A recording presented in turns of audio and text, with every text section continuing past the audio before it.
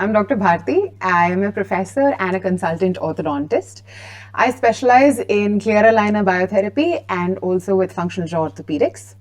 Today I'm going to go in detail about fixed appliances, which are the backbone of orthodontic therapy. We'll be looking a little into what are fixed appliances, their types, what can they be used for, the different kind of tooth movement that we can get with them, and also more into the components of fixed appliances. So let's get started. So to begin with, there's a definition that all of us know and we read in our textbooks about fixed appliances. I'm just going to break that down so that it's easier to understand and to remember.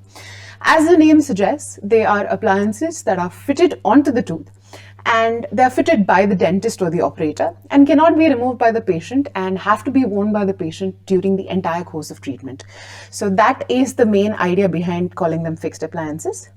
And we have different types and components of fixed appliances. So before we go into the types, I will do a little into the indications. So what all or where all can you use these fixed appliances?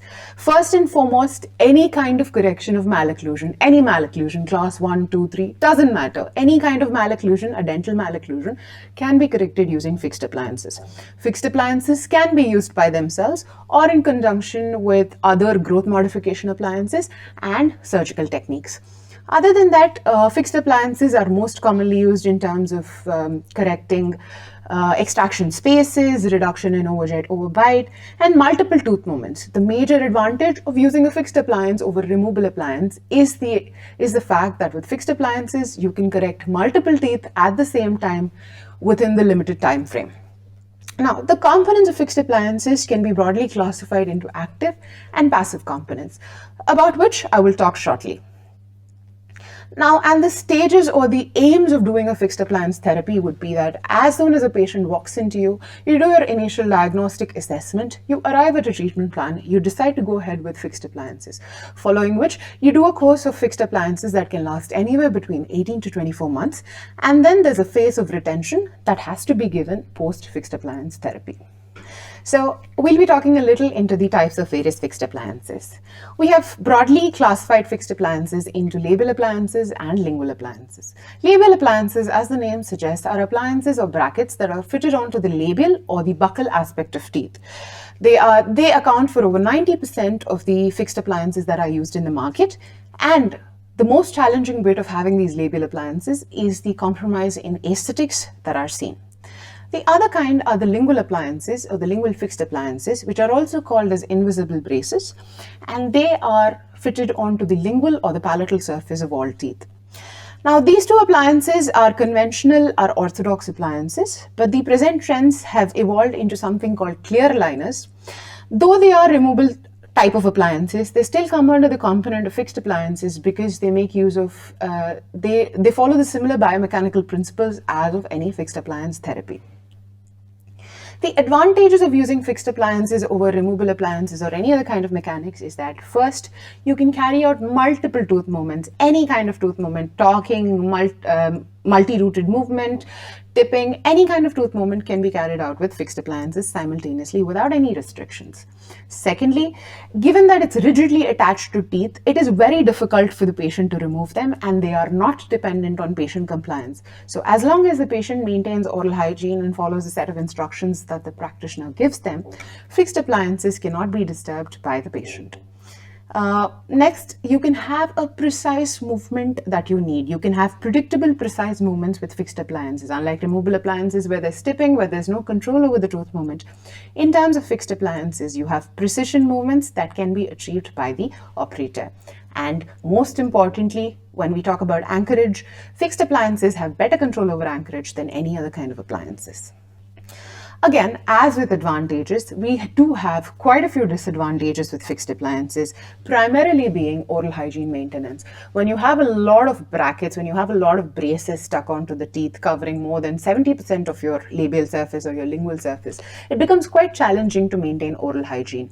It requires dexterity, it requires skill to brush around these, and it requires a lot of effort from the patient's side to maintain oral hygiene. Coming on to the second component, which is discomfort. When you have braces on, the patient may have difficulties in terms of having ulcerations, discomfort, speech difficulties, and a lot of salivation initially. These are, of course, manageable, but then they are another disadvantage of using fixed appliances. There is an increased chairside time that is required with fixed appliances, given that each appointment can last anywhere between 30 minutes to an hour. And for beginners, it might take a lot more. So increased chair time and having the patient to sit in your chair is also another disadvantage. They are expensive. You require a specialist to do it. Not any dentist can do it. It requires a qualified, trained professional to be doing fixed appliance therapy. Now moving on, we look at the various types of tooth movement that you can achieve with fixed appliance. Just a refresher that with removable appliances, you can only achieve tipping kind of movement because it is a single point of contact. But with fixed appliances, you have a 2-point contact with the tooth and the bracket, and therefore you can achieve a wide range of teeth movement. Let's say, for example, you can achieve tipping. You can achieve both controlled and uncontrolled tipping. You can achieve bodily translation or bodily movement. You can achieve root uprighting or talking kinds of movements. You can achieve derotations or rotation corrections, followed by extrusion and intrusion. And the biggest USP of fixed appliances are that you can use all of these movements with a single appliance, doing them simultaneously. Now, moving on to the components of a fixed appliance. Now, as an undergrad student, it is important that you are familiar with the different kinds of components that a fixed appliance may contain. Likewise, you should also have an idea of what each component does and why is it used. Now, the components of a fixed appliance can be broadly classified into active components and passive components. Active components are those components that deliver forces onto the tooth.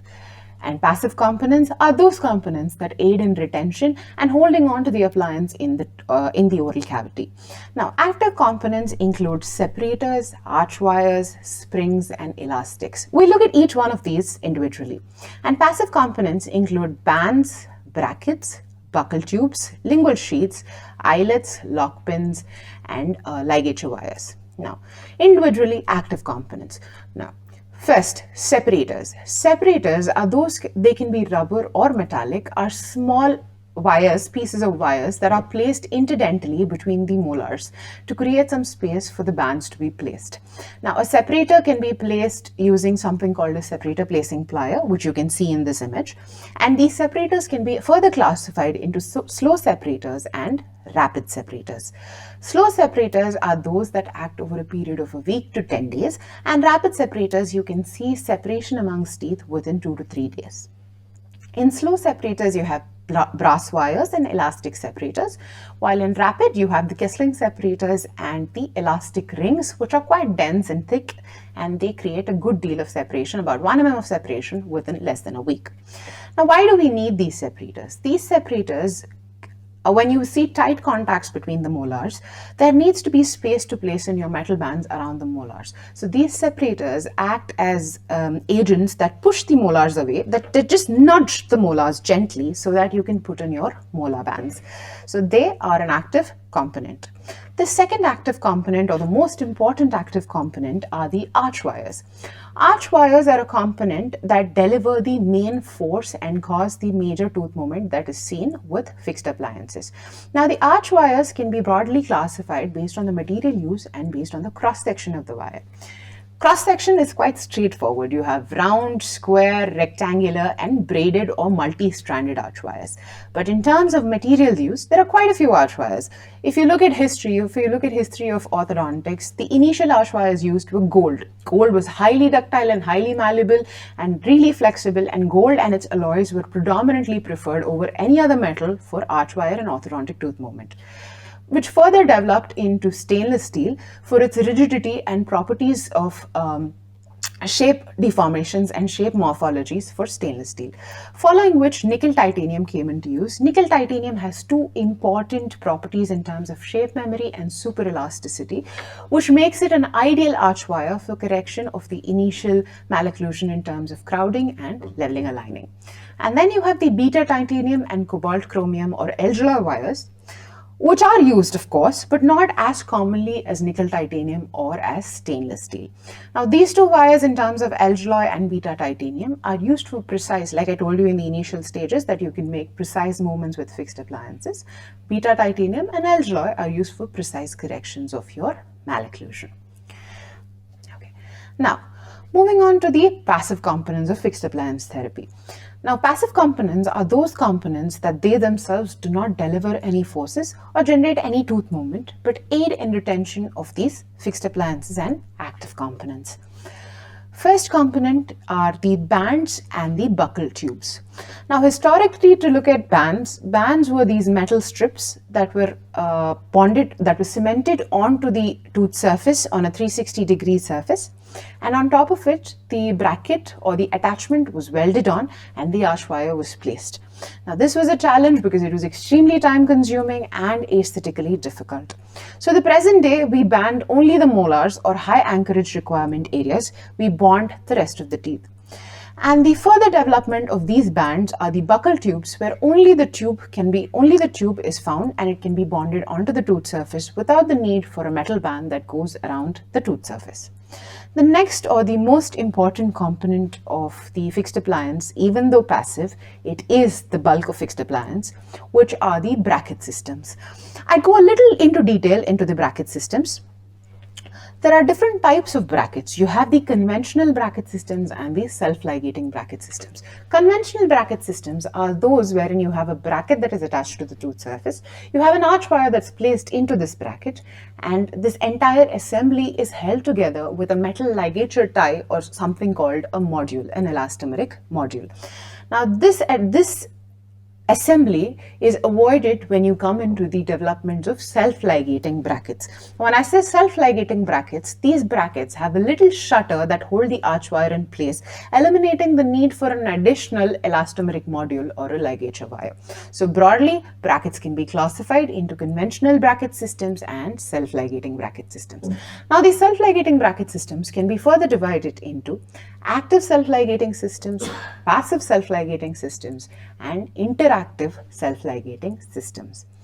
Moving on, the conventional systems can also be further classified based on the type of material used into metal brackets, ceramic brackets, polyacrylic brackets.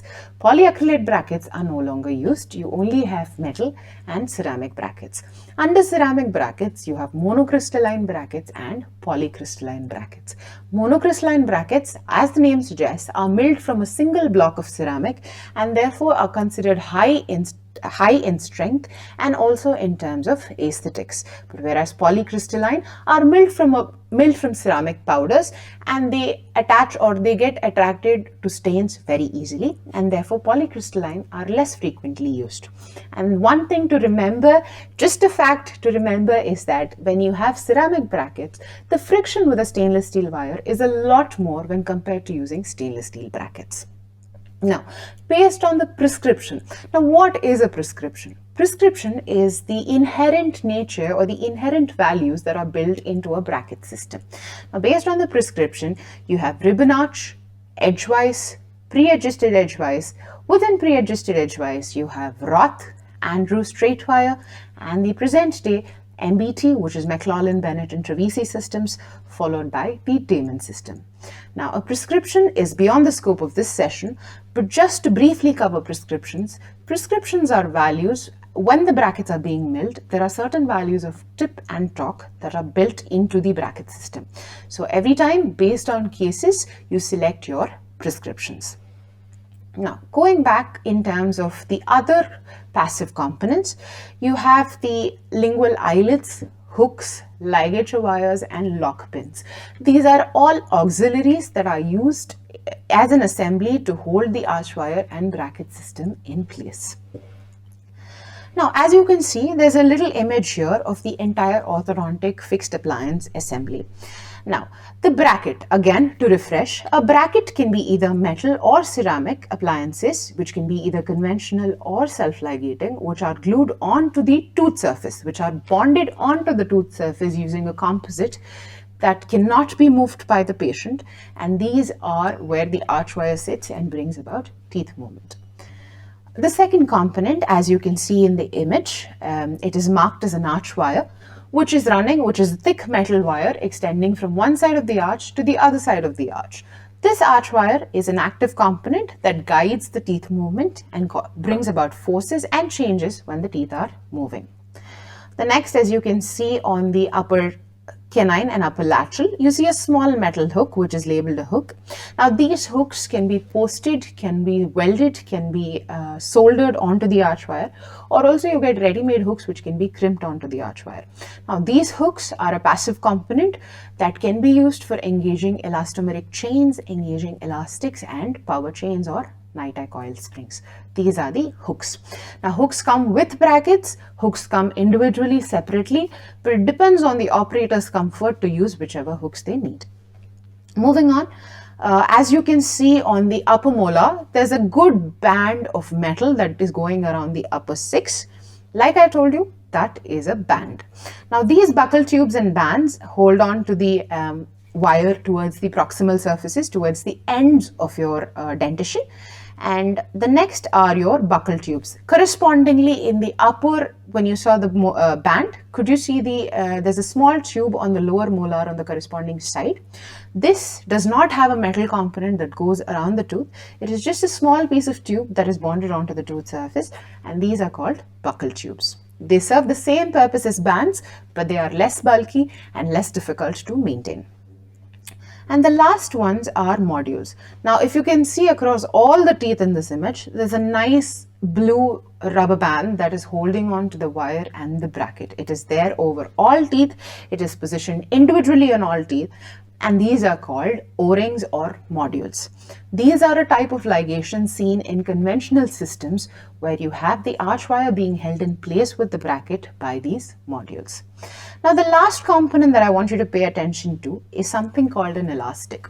Can you see that there's a small rubber band, a purple color rubber band running across the upper lateral incisor to the lower molar?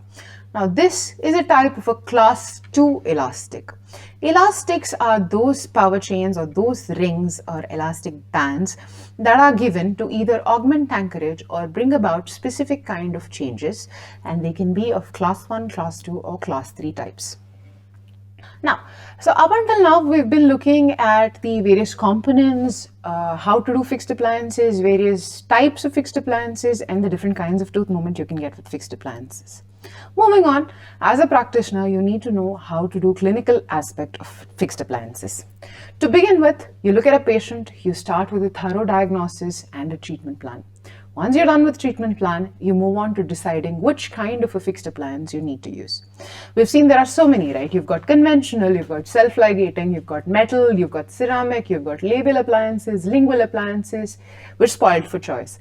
But then each appliance has its own pros and cons and therefore needs to be specifically catered and selected for each patient. Once we've decided on the kind of fixed appliance that we're going to go for, our clinical steps begin.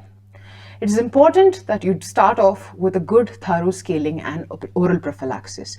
Oral prophylaxis followed by a pumice polish or a polishing. Now, keep in mind not to use a fluoride-based polishing paste to avoid any interferences with bonding and adhesives. So therefore, use a simple pumice polishing. If you feel the pumice is coarse, you can go for non-fluoridated, non-fluoride-based polishing paste.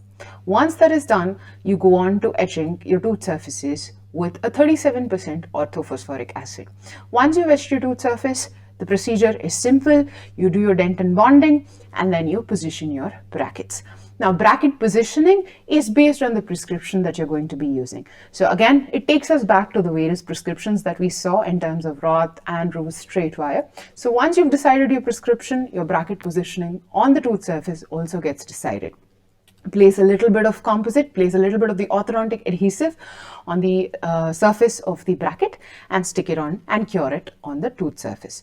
Now, once that is done, once your curing of the brackets is done, you move on to the posterior aspect, which is your molar tubes. Now, if you're using buccal tubes, the procedure is the same in terms of just etch dentin bonding agent and curing it. But if you are going in for the metal bands that we discussed as earlier, you would require an additional step of placement of separators that has to be done a week prior to your bond-up appointment. And once that is done, once you have sufficient space for your bands to go in, you cement or you lute these bands using any of the luting cements. Most commonly, we use GIC for luting of molar bands. Once that is done, your procedure is done. You go ahead, you place your arch wires, you place your anchorage devices, and you go ahead with your fixed appliance. At the end of 18 to 24 months, when your treatment is complete, we do a process called the debonding. Debonding and debanding is wherein we make sure we remove all of these composites, all of the brackets, all the tubes, cements, everything, do a thorough prophylaxis, followed by an intraoral sandblasting to remove the remnants of composites and adhesives on the tooth surface, clear up the enamel surface, and send the patient. One important thing to keep in mind when you're doing your debonding procedures are, if you come across white spot lesions, it is always advisable to avoid using a fluoride varnish.